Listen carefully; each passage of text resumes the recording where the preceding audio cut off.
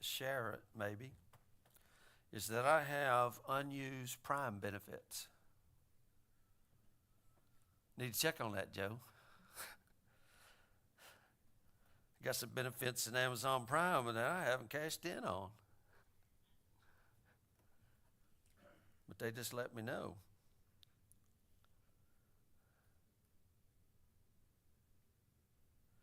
Select your audience, the whole world.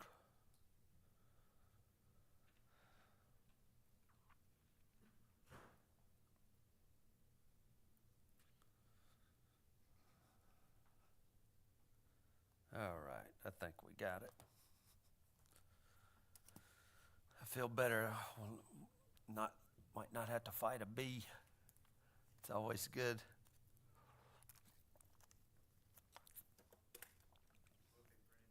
Huh?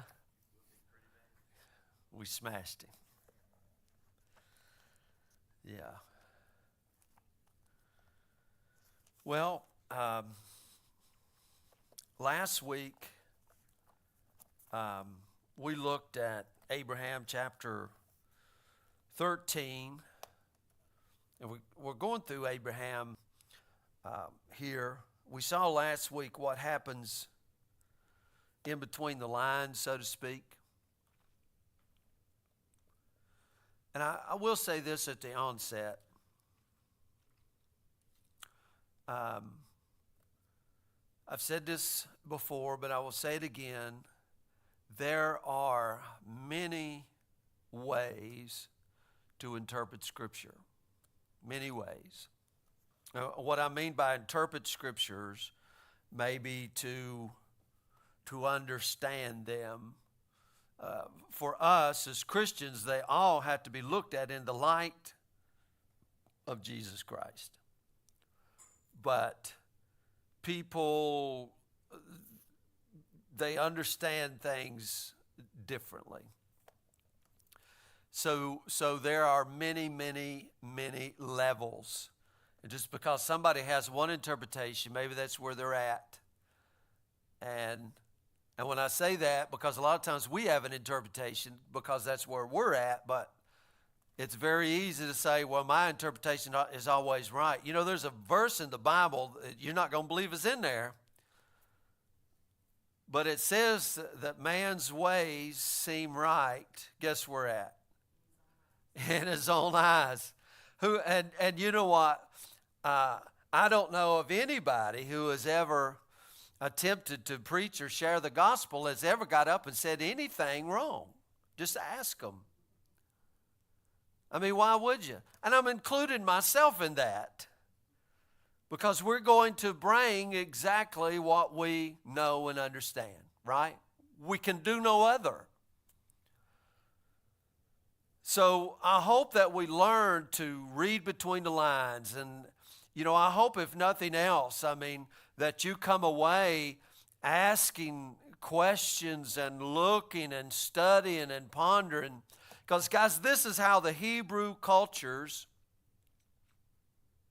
functioned.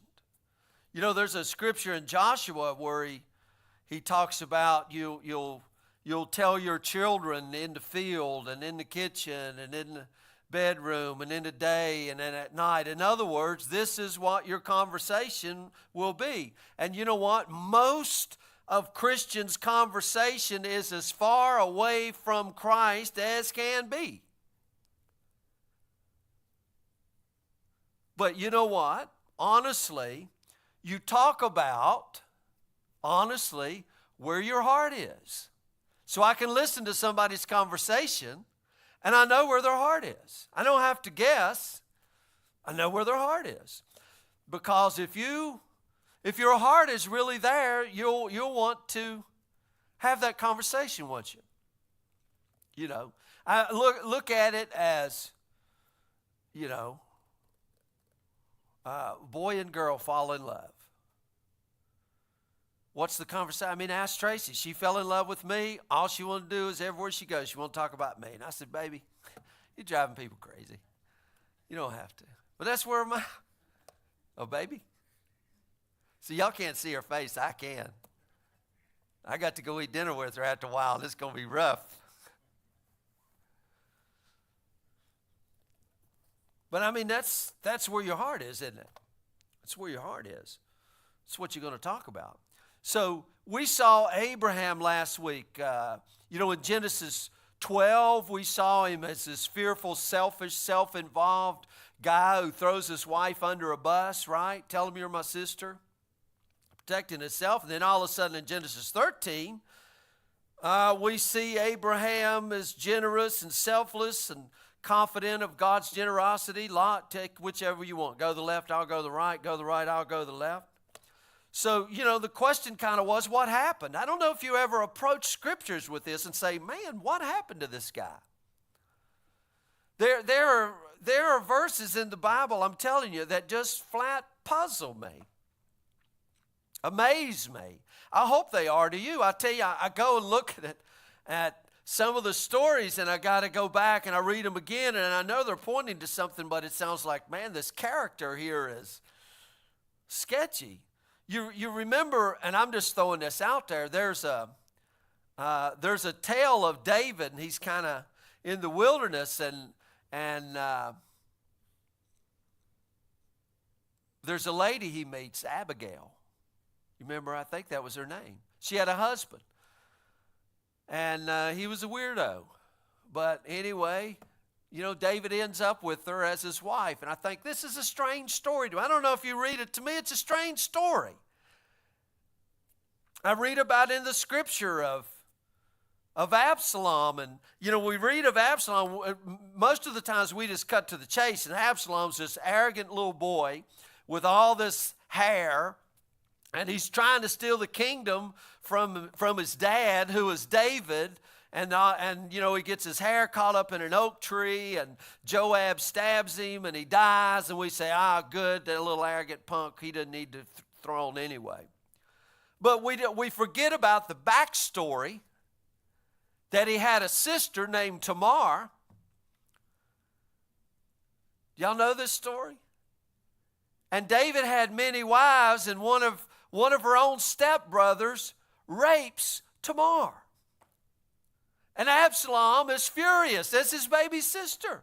Should he be mad or should he not be mad? Yeah, I think he's got a right to be pretty upset. So he goes to his father, who's the king, and David does nothing. Now, is that not strange to you? I mean, to me, I'm like, what is going on here? Somebody, David, the mighty king warrior, do something here.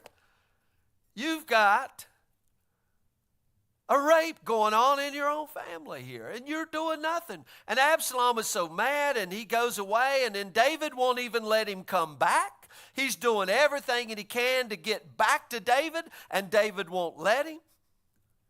So then what happens? Then he seeks the kingdom. See, we just jump to the seek the kingdom and forget about all the backstory.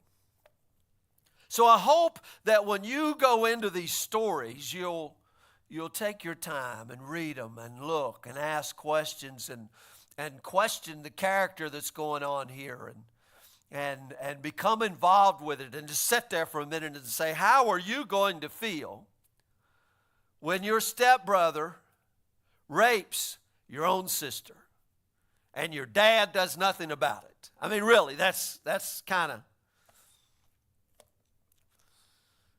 on another story here, but we're talking about Abraham here. So I want us to, I said that because I want us to feel this a little bit. He just threw his wife under the bus. And now coming back, now he's this guy who is not selfish, and he's not, kind of throwing Sarah under the bus, at least not yet. So what happened? And then on top of that, this is one of the most frustrating things about this Abram story, is he doesn't get punishment. He doesn't get punished for making god-awful mistakes. I mean, really, our God has got to bust somebody up here. Abram needs a whooping. You don't do that. In fact, he ends up richer. Now, does this seem right? I mean, he comes out of Egypt loaded. You go out and you make the most atrocious mistake that you can make, and you come out of it loaded. And when I say loaded, men, servants, and cattle, and goats, and everything.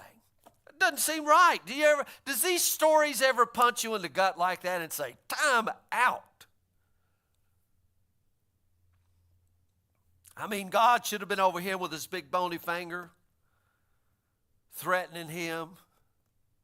You don't act that way. You don't do that.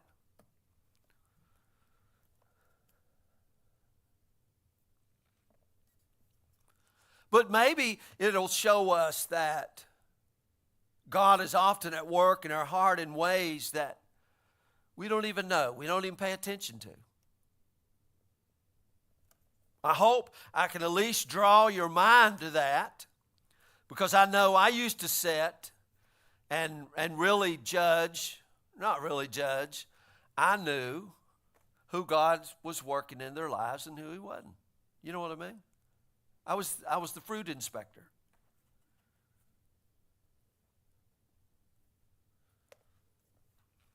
God, I mean, he's pretty powerful, but I am pretty smart. And he can't get much by me, because I'm watching. Oh, God's over there. He's working in that guy. Oh, he's not over there working in that one. You see, I mean, it's stupid, isn't it? I mean, we look at some people and we say, well, there's no way God's working in their life. I mean, there's no way. Look at him. I mean, I don't see it. And if I don't see it, that's the truth of the matter. Or maybe we look at our own life and we say, I just don't see God. I don't feel God. I don't feel his presence. Because I know we used to think that. Well, if God's in my life, I'm going to feel his presence. There's going to be goosebumps. If there's not goosebumps, then God is not there. I read a scripture where he says he hides himself into thick darkness. Do you think God can be in your life and you not know it?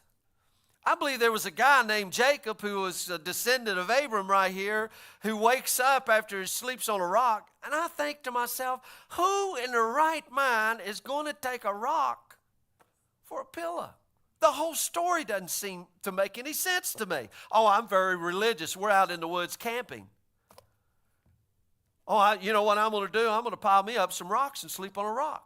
I'm telling you, I have slept on the ground before. And if there's one little old pebble the size of your thumb, you ain't sleeping all night. That thing grows all night and digs in and works. And especially if it's up on your head. No, something that the story's not right. He takes a pillow, a rock for a pillow, and he wakes up and he says, surely God was in this place and I knew it not.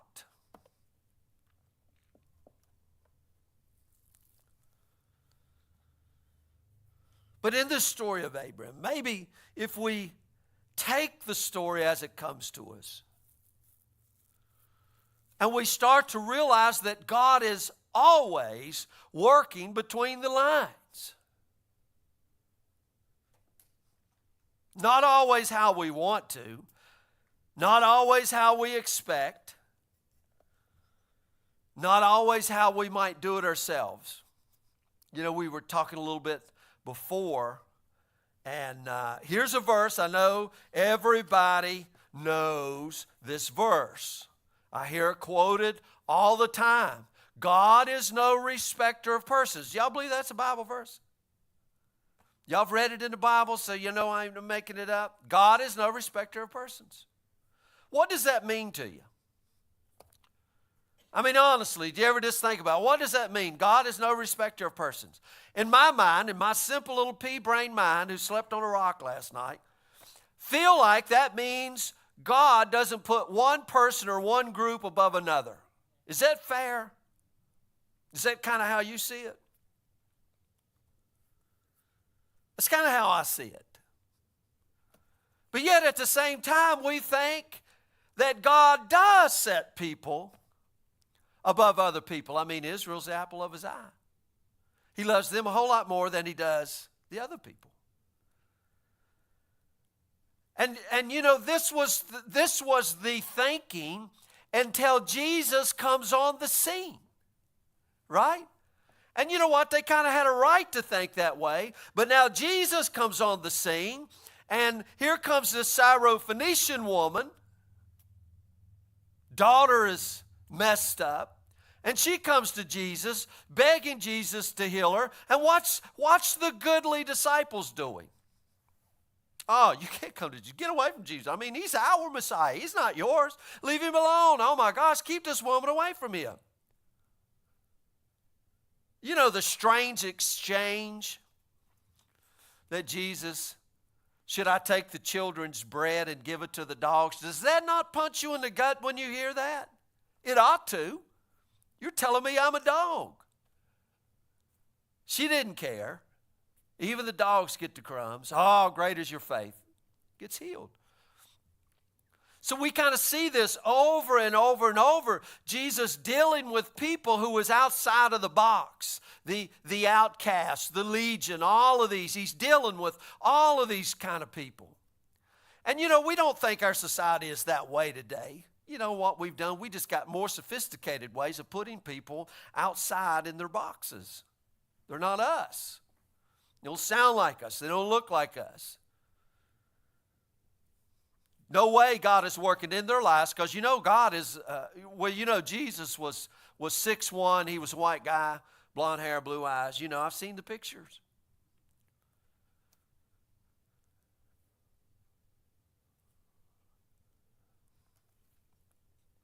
But maybe, just maybe, that God is present and invested and working in 1,000 ways to bring us to health and hope and grace and peace, if only we would recognize it. And I don't know. I used to ask this question because they would always come to me and they said, well, you got to have your name written in the Lamb's Book of Life. If not, then you're casting your pearl before the swine. You know, this bony finger kind of worrying you mentality, like be careful who you share the gospel with. And I used to think, you know what? I never got a copy of that book.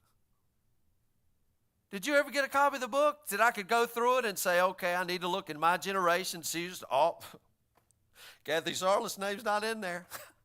Oh, I can't share the gospel with you. You know, I never got a copy of the book. And I would ask the people, I said, did you get a copy of the book? Well, no. I mean, I just know. So now you're the great teller of the story, and you know whose name's in the book, and you don't even have a copy of the book, so now you're going to determine whose lives God is working in and whose life He's not. I'm going to take the high ground, and I'm just going to say, I believe God loves everybody equally, and He's working in everyone's life, and He's the Savior of all men, drawing all into Himself. Now, that may be a broad statement, but that's the way I believe it. God desires fellowship with His people. Who's His people? Oh, we could argue that point. I would say who's not His people. If they're not His people, His desire is to make them His people. Right? Because my God, the God that I know and have seen and become to understand in the face of Jesus, turns none away. Now I know here comes a statement. Oh, I never knew you. Depart from me, you workers of iniquity. I know all the argumentative verses. Because I've been in these dog fights before. All these verses taken out of context.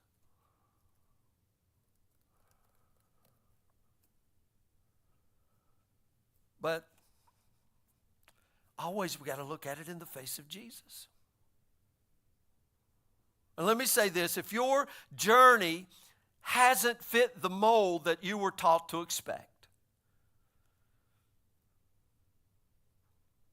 if your path to Jesus hasn't looked like the ones your friends took or your parents told you about, that's okay. Because there are 1,000 ways that God is calling each of us to Himself. And I'll make a statement on this as we go to clarify some things, because I know what? I know how everything can be taken out of context.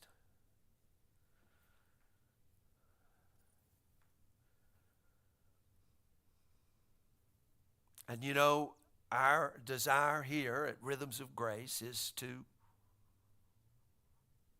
help celebrate that. participate in that story because we all have been called in. It's not my story, it's his story, and we're all participating in his story. And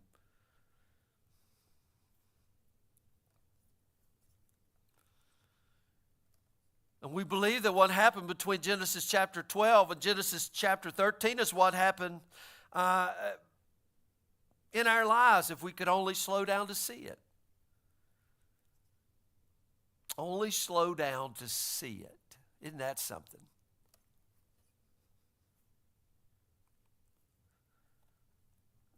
Have you ever looked back in your life and saw that God obviously was there and you knew it not? You didn't feel his presence. You didn't call on his name. You didn't pray and nothing. And you look back, my God, he was there. And I knew it not. How arrogant of us would it be to say he's not in other people's lives and we knew it not? You know, how arrogant would of us to say, well, he's not in that person's life. He must love me more because come on. Well, that brings us to another story. Genesis chapter 14. And I know sometimes going back in the Old Testament, it's tough. There's a lot of crazy names there. There's a lot of stories, maybe stories that people are very familiar with. You can go read the book of Genesis. Once you move past creation, now you kind of get into these stories, which are good kind of bedtime stories and, you know, stories you can share with other people, you know, David and Goliath stories and all kinds of stuff like that. So Genesis chapter 14, let me read just 2 verses here, 1 and 2. And it came to pass in the days of... Now, nobody laugh when I say these names because I'm the only one who knows the exact Hebrew pronunciation of these names. And you guys don't. And you'll think I'm messing them up. And I'm not. It's y'all's understanding of what I'm saying. So here we go. Amraphel, king of Shinar. Arok, king of Elazar. Chedorlaomer. I told you not to laugh. I'm using proper Hebrew pronunciation here.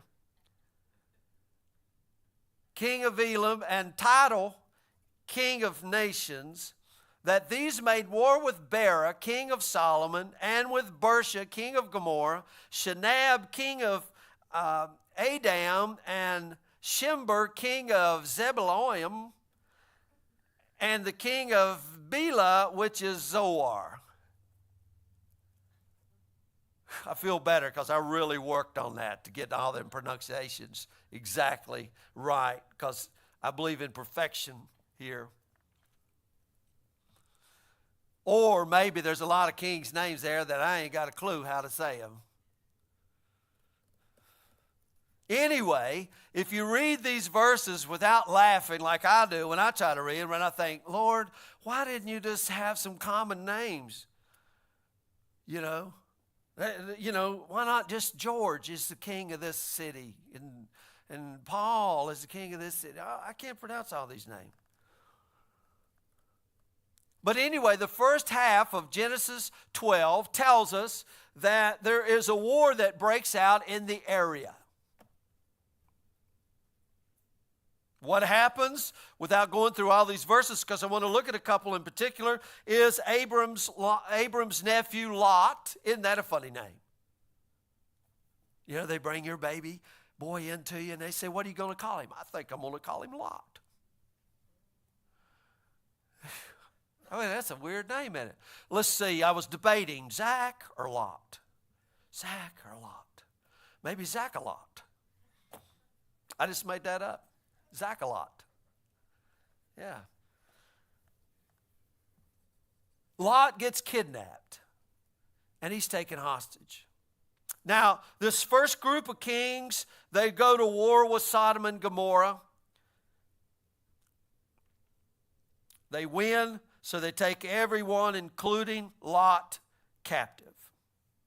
Abram pulls together a ragtag army, a makeshift army, chases them down, and rescues his nephew. Now, it's not too deep here, right? It's not too deep. But it shows us in one sense how loyal that Abram is now come to his family, right? Because remember what he was going to do with his own wife a while back. You know, you tell him, I ain't fooling with him. But now he's actually willing to go fight for his own family. Something's changed. Also, it shows us that Abram has grown quite powerful, right? I mean, who can go out and raise an army of 313 guys and then go fight these other kings? I mean, something has happened here between Genesis 12 and 14.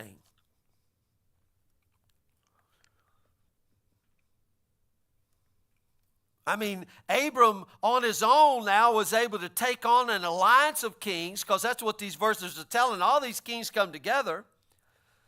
I mean, he's kind of a big deal here. Especially considering that he gave the best land to Lot last week. And you remember there's a little verse in Genesis 13 and 10, if you can give me that one, baby. Lot chooses the land that is east. Remember we talked about that? East has big significance in the Hebrew culture. East was the land of blessing. It was the place of blessing. The tabernacle faced the east. Jesus would come from the east. All this east. Abraham or Lot took the east. And he adds a little note right here in the middle of this verse. Lot lifted up his eyes and beheld all the plain of Jordan, that it was well watered everywhere. And he says this little quote, before the Lord destroyed Sodom and Gomorrah. So there's a hint there that maybe greed, maybe that's not the best metric for Lot to be making his choices on. But there's also kind of a precursor here to the story of Sodom and Gomorrah. You know, and I would ask this question in the church. I don't know how to word this question, but who has not in the church heard of the story of Sodom and Gomorrah? Maybe you hadn't heard of Absalom and Tamar, but who do you know hasn't heard of Sodom and Gomorrah? Do you know anybody in the Christian culture that doesn't know Sodom and Gomorrah? People that ain't even in the Christian culture know the story of Sodom and Gomorrah, right?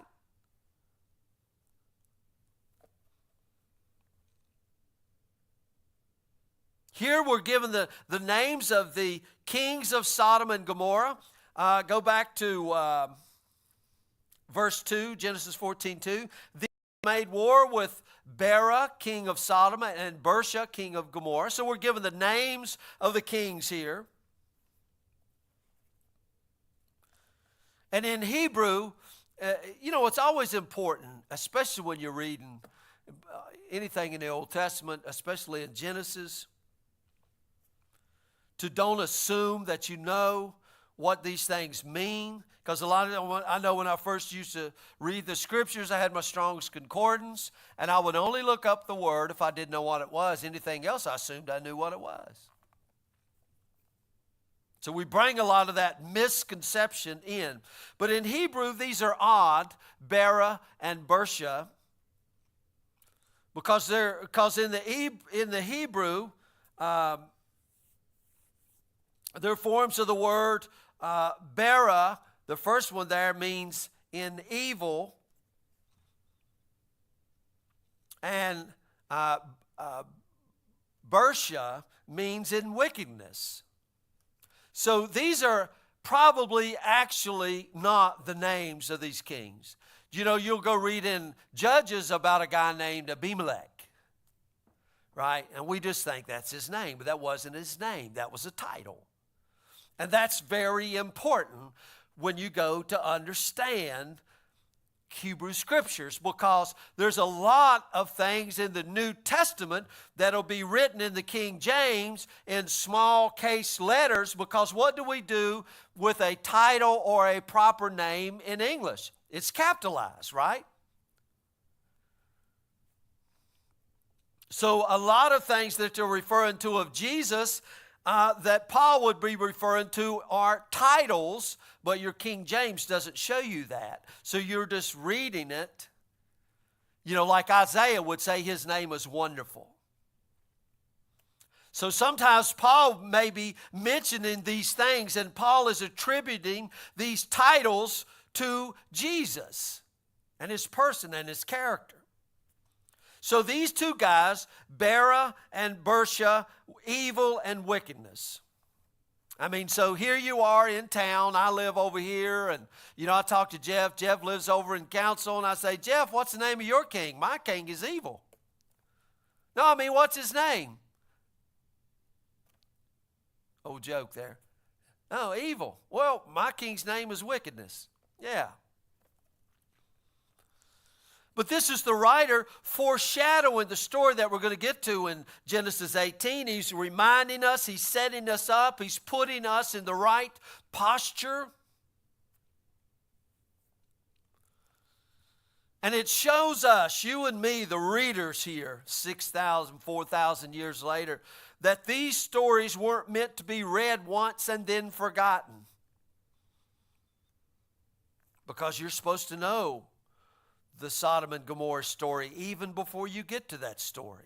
You should know it, right? Because remember, you're going to rehearse these things with your children when they go to bed, when they get up in the morning, when they're eating at the breakfast table, when they're in the field, when they're in the classroom, wherever you're going to be discussing. So they're going to know when they hear these names. Pow. Jesus, when he's sitting there, and he tells you better for Sodom and Gomorrah than what's going to happen to you in Capernaum or whatever, you know. Because they would know, man, these stories. So it's important for us to know these stories. And again, you know, what is your interest? Where are you? Because, you know, what is the story of today in American Christendom? The story today is only this: we're living in the end times. How long have you heard that? I don't know how long the end times is. I'm 57. This end time's been going on for a long time. I mean, that's like when you go to work and you think, man, I can't wait to get off work today. We're in the last hour of work. 700 years later, you get to go home. I think somebody's view and mine of the last hours here is a little bit different. He wants us to know these stories and to recognize this, and we're supposed to be immersed in these tales, rehearsing these stories, reading these stories, rereading these stories. You know what happens, and I'm telling you, a lot of times we'll read the story and then that's it. We're done. We've read it. But do you ever read the story and go into the story? This is what you can do with your imagination. And you know, it's hard sometimes with the Bible to do that, or we think it is, but we can read Peter Pan. And the next thing I know, you know, we're flying around fighting Captain Hook. Children can do that, right? Children can be right into the story and asking, oh my gosh, why is the alligator clicking like a clock? You know, what happened? How did Captain Hook lose his hand? What happened? And these stories were meant for us to draw us into these stories. Digging into these stories, digesting, thinking, wondering, speculating, asking questions, just like we did last week. Oh my God, how did Abraham go from throwing his wife under the bus to this warrior who's going to go fight for his family now? What happened? And you know, this is a thing in our society, right? I mean, this is horrible, a way to think, but you know, it's like if you was going to run for an elected office, you know what that means? Especially if the office is high up, this means you had to be born walking on the water. Right? Because if you ever messed up, what's going to happen? Because we don't really believe that a person can change throughout their life, yet we see it and recognize it all the time. I mean, when you look at somebody and you say, oh man, I remember that guy. I remember how he used to be. Well, look what the Lord has done in their life.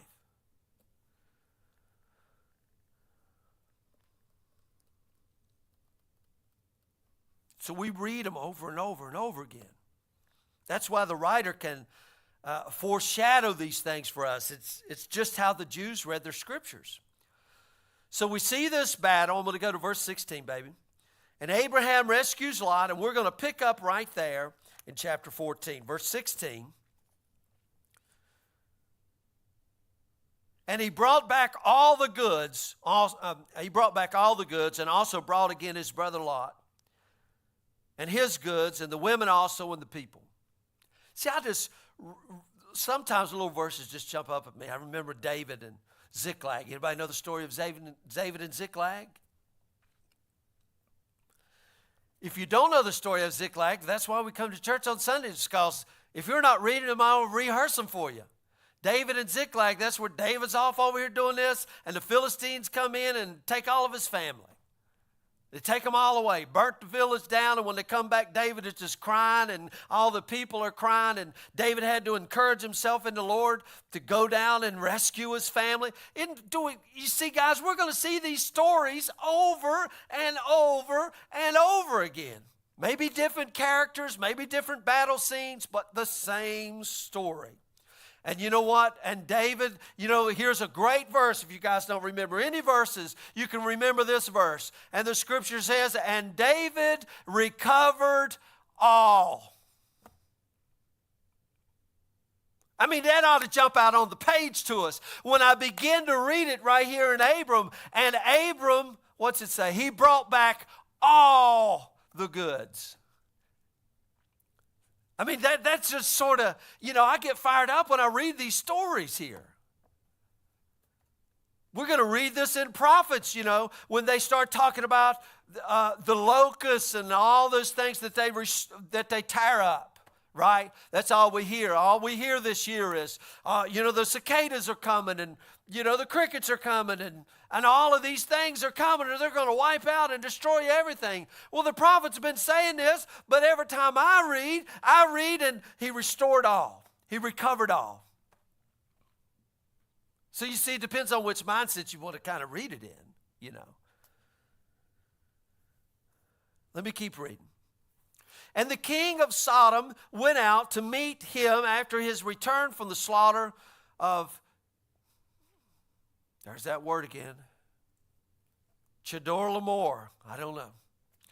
And the kings that were with him in the valley of Shaveh, which is the king's dale.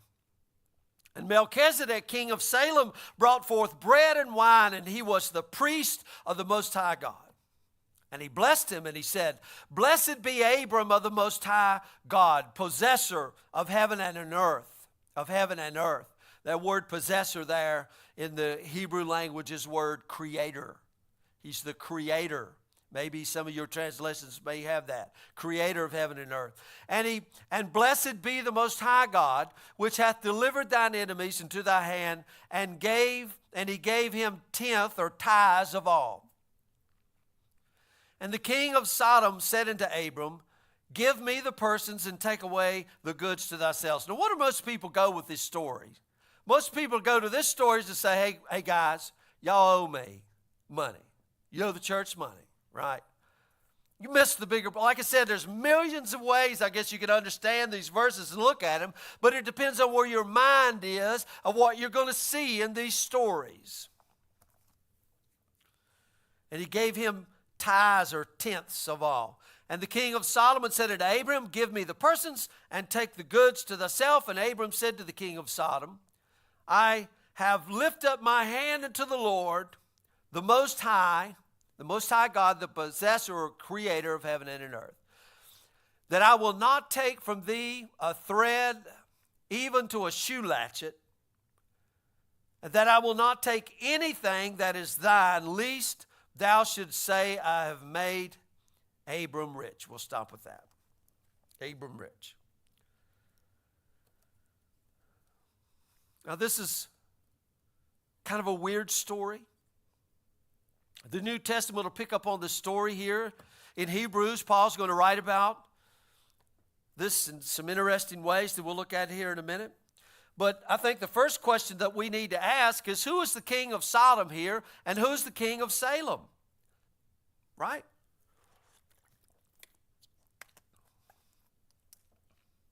Abram, in verse 17, Abram meets the king of Sodom. In verse 18, the king of Salem brings out bread and wine. In verse 19, the king of Salem blesses Abram. In verse 20, Abram gives a tenth of everything to the king of Salem. Verse 21, the king of Sodom says, give me the people, you can keep the goods. Verse 22, Abram says, I've sworn an oath not to be indebted to anybody. It almost reads like this, like Abram is having a conversation with a guy from Sodom.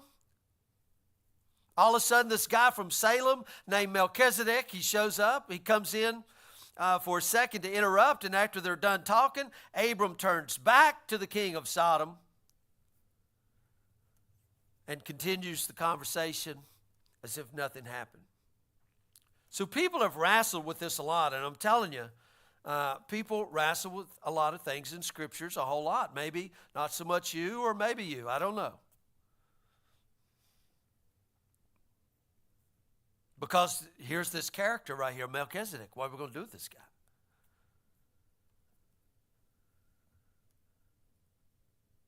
I mean, we got to ask, is this two different people here? If it is, what's the context? How does it work? Is it two different ways of thinking about the same person? I mean, some people have said, well, Salem and Sodom is pretty close to the same spelling, so it was a spelling translation mishap, so it's really kind of the same thing, but I don't buy none of that. I mean, Salem, it comes from the word shalom, which means peace.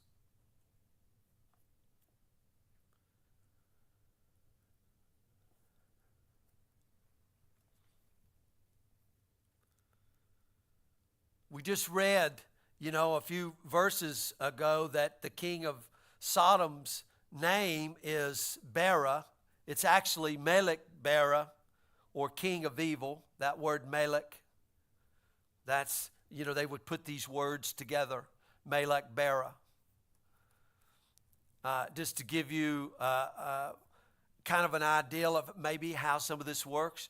Do you remember the guy, Jesus is on trial, and there's another guy on trial, and they say one of them will set free. It's our custom to set the one free. Do you remember who that other guy's name was?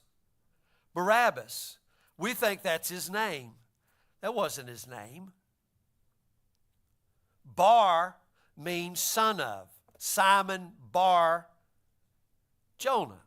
So Barabbas means that we don't know this guy's name, but Bar, he was the son of a guy named Abbas. So I want you to understand this. So we just read, and we're looking for a guy named Barabbas. There was no guy named Barabbas.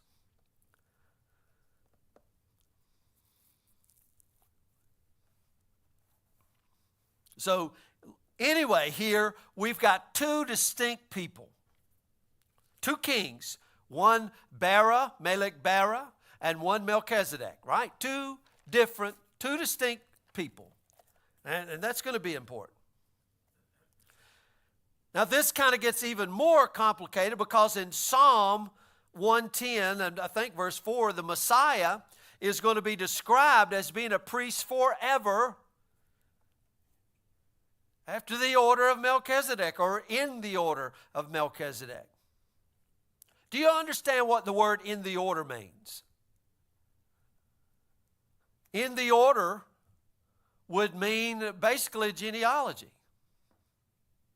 I mean, it would be Papa Moore, then it would be Dad, then I would be in the order after that, and then Stevie and Zach in the order after that. That's in the order. In the order. In the New Testament, in Hebrews chapter 7, the writer picks up on the story. Let's go over there to Hebrews a minute, and we'll come back to this in Genesis 14. Let's go to Hebrews. Yeah, this Bible has Hebrews in it. Hebrews chapter 7. And let me read verses 1 and 2. For this Melchizedek, king of Salem, priest of the Most High God, who met Abraham returning from the slaughter of the kings, and he blessed him, to whom also Abraham gave a tenth part of, first being by interpretation king of righteousness, and after that also king of Salem, which is king of peace. And then look at verse 3. Without father or mother, without descent, having neither beginning of days nor end of life, but made like unto the Son of God, abideth a priest continually. Now, Hebrews just jumped from 3 verses in Genesis claiming this guy Melchizedek appears in history out of thin air with no mom or dad. Doesn't have a birth, he doesn't have a death. That's kind of a large leap to make, isn't it? So you'll get some people claiming that Melchizedek must be God in theophany in the Old Testament. This meaning God showing up in another form. Some people even say king of righteousness, king of peace. Maybe this is Jesus showing up before the incarnation. Have you guys heard these things before? I know there was people, we were kind of talking earlier, say it this way. A lot of people, they say, well, we go to church to learn. But as long as you don't come against anything I already know. In other words, whatever you teach, if it corresponds with what I already know. So really, it's like I didn't really go to high school to learn. I knew everything, and I just wanted the teachers to confirm that I already knew everything. And how dare they give me that D- on that science report in 7th grade? I'm like, come on. I know photosynthesis. I'm right.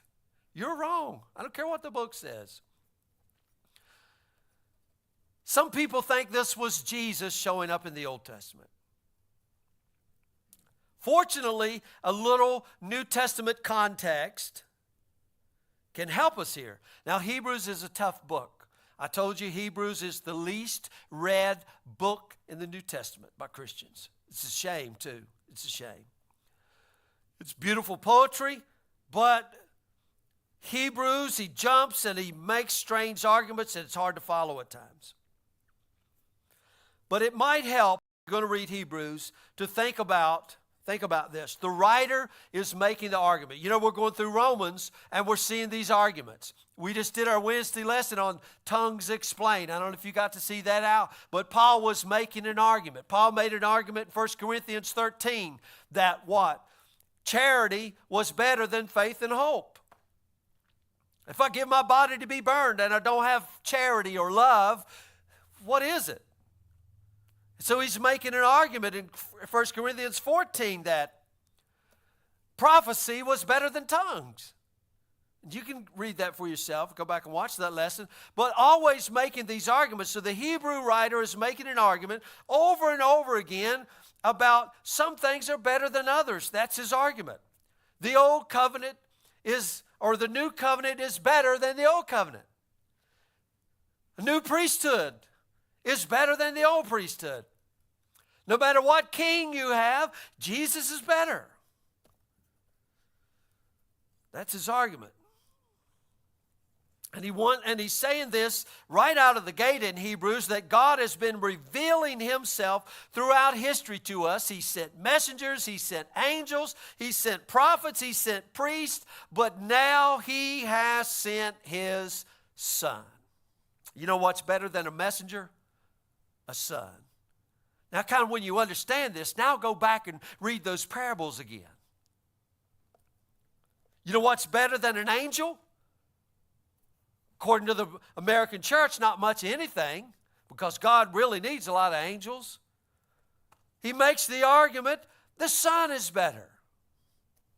You know what's better than a prophet, a priest, or a king? A son from God is better than all of these. That's the point in Hebrews. And most of the Book of Hebrews is all about the writer showing us example after example of how one thing is better than another thing. And when he gets to Melchizedek, he hasn't changed. He wants to make the point that some priests are better than other priests. Now, in the Old Testament, you guys should know this. How does one priest get their job? Now, we started off with Aaron, right? God appointed Aaron to be priest. That was priest number one, Aaron. Aaron, the brother of Moses, right? All of them from the tribe of Levi, right? Now, how did anybody else get to be priest in the Hebrew culture? Well, they would chase this order out, this genealogy, and the only way you could be a priest if your dad was a priest. So they got their job because of their lineage or their family, their genealogy. That's how you got to become a priest in Israel. I was in the order of Aaron, so I get to be priest. If not, you couldn't be priest, right? Do you know what's better? The Hebrew argument here, do you know what's better than a priest who gets his job from his dad? A priest who is named priest directly by God simply because he worships God purely. And I will tell you this, we've discussed this before, but Jesus wasn't a priest in his earthly walk. He was declared priest in his resurrection. He could not be considered a priest in his earth walk. Why? Anybody know why? Because he was of the tribe of Judah.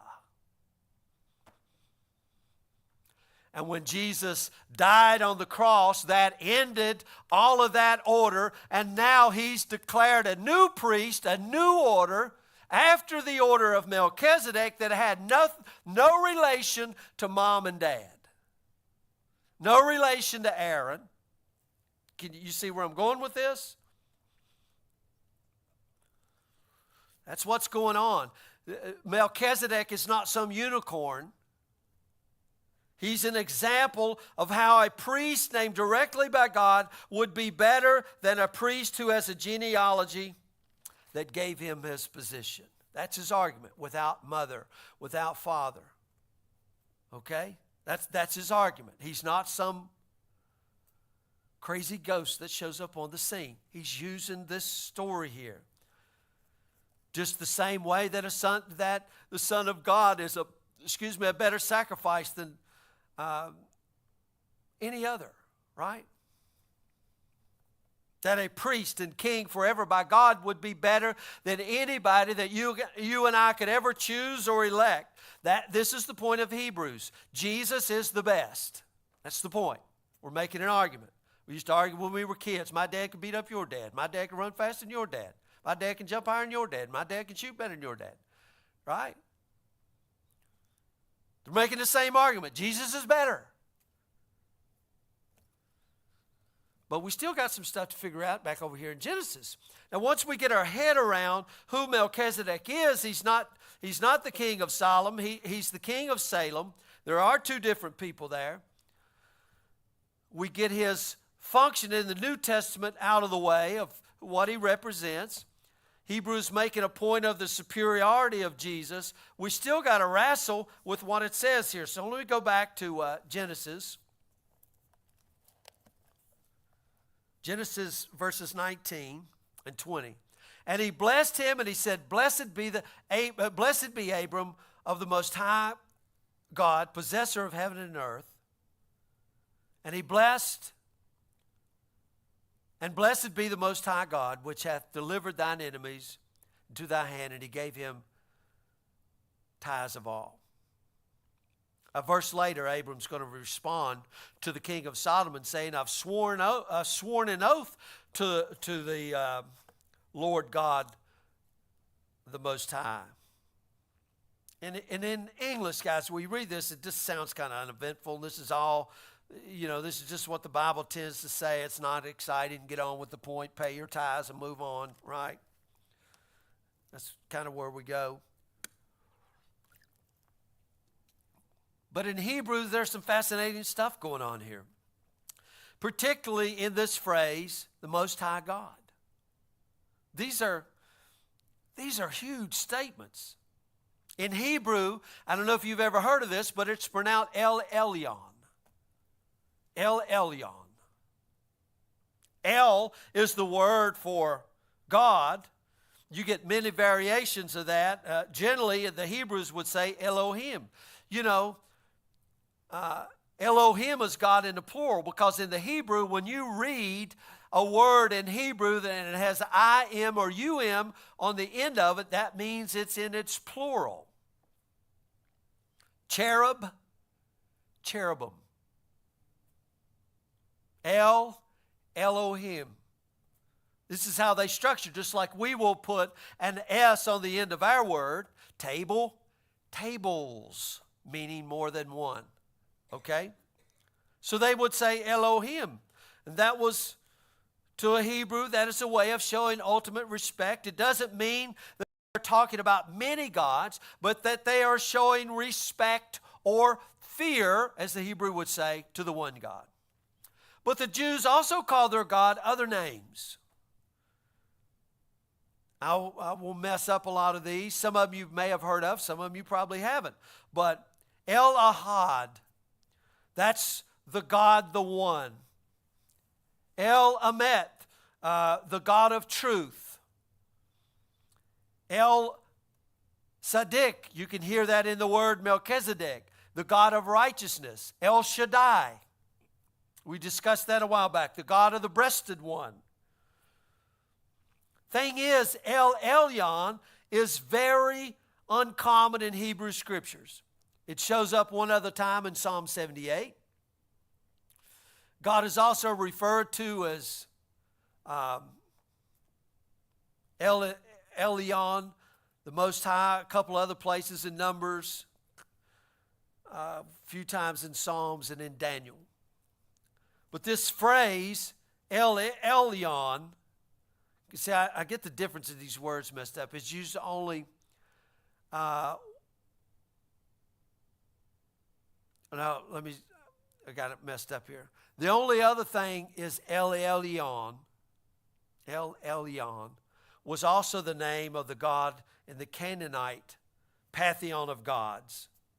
And remember, Abram is in Canaan right now. Now, I know we read verses sometimes and we'll say, King of Kings and Lord of Lords, and we quote those verses, but you know, they was what the Romans was saying about Caesar. And Paul would grab a hold of those phrases and use them to describe Jesus. Well, that was the name of the Canaanite god. El Elyon. So what's going on here? Is Abram claiming that his God, Yahweh, and the Canaanite God are the same? Well, I think, you're shaking your head. No, he's not claiming that. We kind of see there's animosity going on between the God of Yahweh and the Canaanite gods. In Deuteronomy 20, Yahweh says that the Canaanite gods and their practices are atrocious, detestable. So El Elyon and Canaan and Yahweh are not interchangeable. So we're left with a dilemma here. Abram knows his God is not the Canaanite God, yet he also sees something in Melchizedek that he recognizes as something beautiful and true. And the key comes to us in this extended phrase that Melchizedek uses. He says, the Most High God, creator or possessor of heaven and earth. Now, this is one of the things that we're going to have to go back and do in our study of the book of Revelation when we go back into the book of Revelation. And it's hard for us to think about these things, and hopefully that we can bring them out of the past into the present, and I can show you kind of what they mean. But in these ancient cultures, the gods were local. Do you know what I mean by local? You lived in Baptist Valley, you worshiped the God of Baptist Valley. But you moved to Thompson Valley, they had another God, and you worshiped that God over in Thompson Valley. And then if you went to Big Walker, you worshiped that God of the mountain over there at Big Walker, right? So they was local. And each king, they would be a king of Baptist Valley. They would be a king of Thompson Valley. They would be a king of Cedar Bluff. And each king had its own God. Now, this is what God is drawing Abram out of, right? And sometimes there was a hierarchy between the gods, and they would fight and compete with each other to take the top spot. But this one, El Elyon, occupied in Canaan. Now, there's something in history that's been discovered. I can't remember what it's called, but it's the Babylonian creation myth. I don't know if you guys ever heard of it.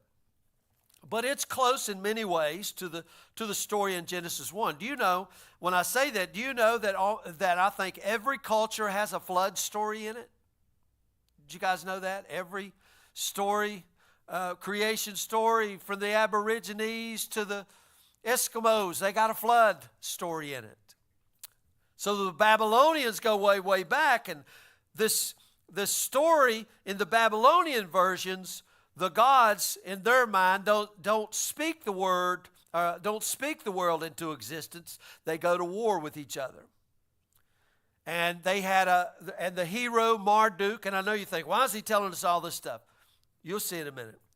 Marduk, the hero, uses the slain body of the water god, Tiamat, to push back the water and separate the dry land and the sky. Right? And humans in the Babylonian version are made from the dust, but not of breath and dust as in Genesis, but blood that drips from the gods as they are injured as they fight each other. You know, in our Genesis story, there's no fight. See, if you don't have something to compare it to, Genesis don't mean nothing to you, does it? You don't know what it's coming up against. In the Genesis story, there's no battle. God's not at war with anyone or anything. He simply speaks into dust, and here we are, breathes into it. In the religions of the day, these early cultures, the world and humanity was a byproduct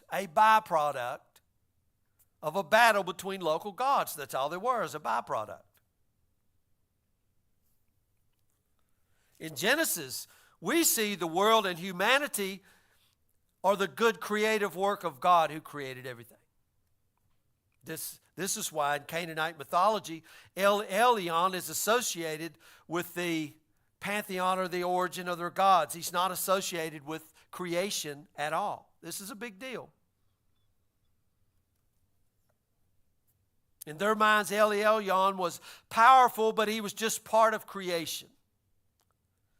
When Melchizedek says, El Elyon, the creator, the possessor of heaven and earth, Abram hears a name from the Canaanite list of gods, but he recognizes in Melchizedek a faith that goes way beyond this religion. Faith that's reaching out past context to the one true God. Faith in a very real way that's rejecting the many gods of the Canaanite religion. Saying there's not many gods, there's one. The God who created everything. And Melchizedek, he's claiming this. And Abram, he hears this and he says, yes, I know that God and his name is Yahweh.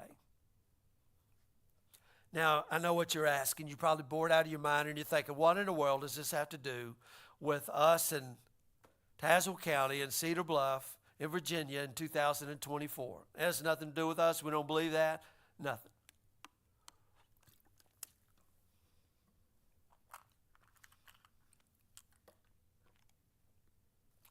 In my experience, what I've discovered more and more, there is sometimes a sense within certain expressions of Christianity that all of our language isn't explicitly Christian. If all of our practices aren't properly orthodox by somebody's standard, right?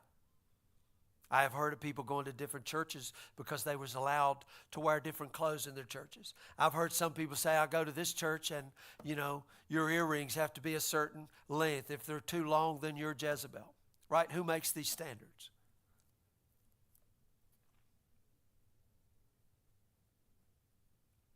That if somehow maybe some of our thoughts strayed outside of the bounds of the doctrinal purity even for a moment.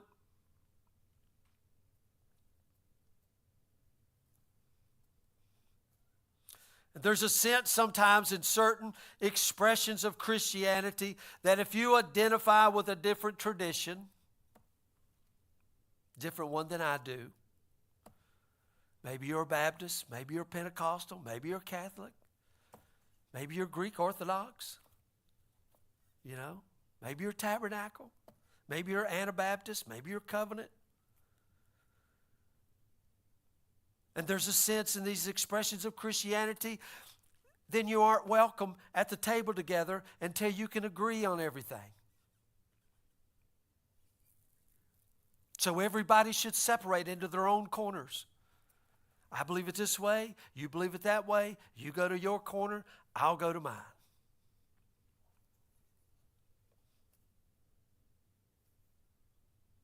I've discovered this. Sometimes if you don't even use the term Christian, if you are unsure of your faith, here's some words to go along with that. Atheist. What do you think of atheist? Detestable. What do you think of Muslims? Horrible. What do you think of Jewish? Oh, apple of God's eyes. What about the agnostics? Because if they have any of those names, maybe they aren't sure, then there's no way God could be working in their life. I'm telling you what, I work with a guy, I won't mention his name, but he's a very dear friend of mine, and we had this conversation, and he kind of looked at me one day, and he says, well, you know what I am? And this was the first time I ever met anybody that claimed this title. He said, I'm an agnostic. I didn't know what to do with that. And I thought to myself, because of my upbringing, I thought, oh my God, I've never met an agnostic before.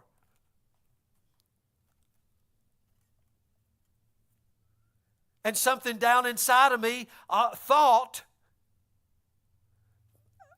honestly, I'm just telling you honestly, I began to pray like a Pharisee. I thank God I'm not one of them. I thank God I'm not as other men. I thank God has rescued me. There's no way God could be working in your life. And I'm telling you what, over the past 5 years, I have seen God do wonders in this man's life.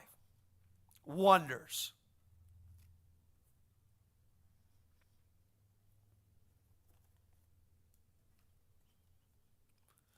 Now, is all of this saying that this is my way of saying that religion doesn't matter and all roads lead to God? Not even close. The only way anyone ever comes to God is through Christ. All history pointed to the moment that God was fully revealed. God was fully revealed in Christ. And all history flows from the moment that God was fully revealed in Christ. God fully revealed in Christ. That's amazing to get a hold of right there. You want to know what God is like? Look at Jesus. And religion is deeply important because it's religion that invites us to know and to understand and to participate in the rituals and the patterns that shape our faith and move us towards God. These things are important, okay? Don't get me wrong. But it's not religion that invites us to the table. It's the work of the one true God who comes in, and in the person of Jesus, who looks past our misconceptions, past our blindness, past our understandings, and He invites us to know Him. That's what brings us to the table. I read in the scriptures where Jesus said, look, go out to the highways and go out to the byways. Get the crippled, get the sick, get them all and tell them, come to the feast. I don't know what you're going to do with that. I thought he would have said, hey, listen, man, you need to go out there and get all the good Christian people and, get the Pentecostals and get the Baptists, but leave the Methodists out. He said, go get them all. Now, who's included in the all? I mean, honestly, does this include the Jews who have denied Christ? Of course it does. They're invited to the same table you are.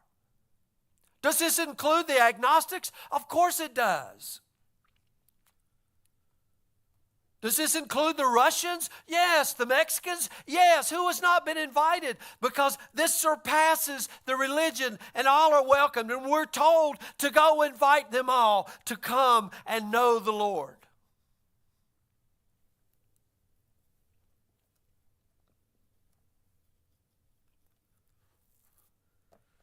And sometimes it's just a simple invitation to come and eat and sit with Jesus at his table.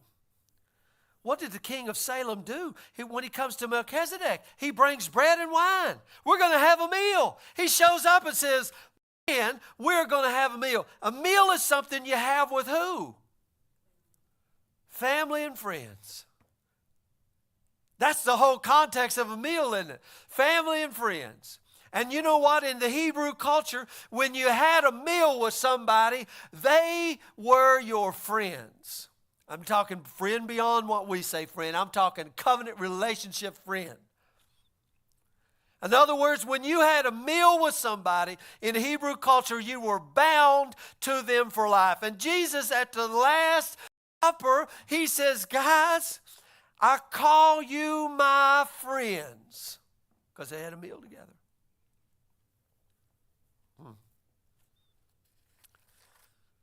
I'm going to get ready to close out here. I want us to hear in the story of Abram today, the heart of God who comes to us through expressions of faith and religion, yes, but who comes in grace that transcends our language. When I say transcends our language, guys, I'm telling you what, I grew up an old primitive Baptist, so we had our own language. You guys may have grew up a different Baptist or Pentecostal or whatever. You have your own language. But a God who is beyond that. Bigger than all of that. Maybe you didn't even grow up in a church, but you know what? You had your own language. The way you understood things, the way you saw things, the way you dealt with things. But God comes to us and he's beyond that. He transcends that. Why? In order to connect deeply in our souls. Because the very next chapter in Genesis, anybody know what Genesis 15 is? Man, I hope you guys, I'm giving you hints right now. We're going to be in Genesis for a little while. So that, I'm telling you, your homework here. First thing you got to do is open the Bible. Second is find Genesis and read the story. Because we're going to be here. I don't want you looking at me like I'm making something up here or you've never heard. Genesis 15, you should know it. Nobody knows Genesis 15. How many kids has Abraham got? He's got 0. Genesis 15, what's going to happen? He's going to get a promise that he's going to have a kid. Abraham, I want you to go outside. It's night. I want you to look up and see if you can count the stars. Try to count them. So shall your descendants be. And you know what? Abraham believed God, and it was accredited to him as righteousness. And Paul quotes this in Galatians 3 to show how religion and law and rules gives way to belief and faith and trust in God. It's one of the things we've been looking at in Romans. We saw that faith, from our end of faith, is trust and response. It's not something that God gives us and he gives you more faith and me more faith and you less faith. Faith is our trust in God. Faith is our trust in Jesus. How can we trust him? If you haven't seen the cross, there ain't no way you're going to be thinking, man, he's going to get me. He's going to bust me up.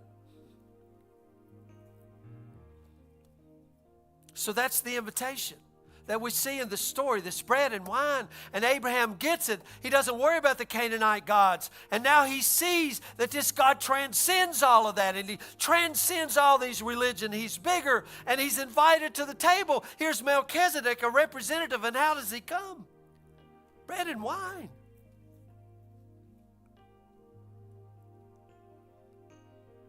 So the invitation to all of us today, I know, look, hey, I believe we're all saved here and we're being saved and we shall be saved. So this ain't trying to get somebody to come up to the front of the church, but the invitation is to all of us, do we trust Jesus? Really, do you trust him? Maybe there's a lot of stuff, a lot of junk, a lot of nonsense that's been put in our brains and all of that stuff that gets it all messed up, and maybe we're just learning and beginning to trust. But do you trust Jesus? Do you trust him to do good in your life? Do you trust him to heal? Do you trust him to save? Do you trust him that he's invited you to his table?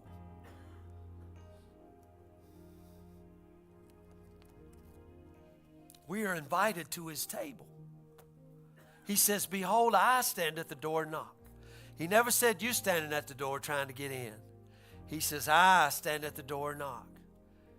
And what's the next line of that verse go? If any man. Did he say if the Baptist? Did he say if the Pentecostals or the Catholics? If any open up, I will come in and sup with him and he with me. We have been invited to the table. Baby, you can close us out. Here's what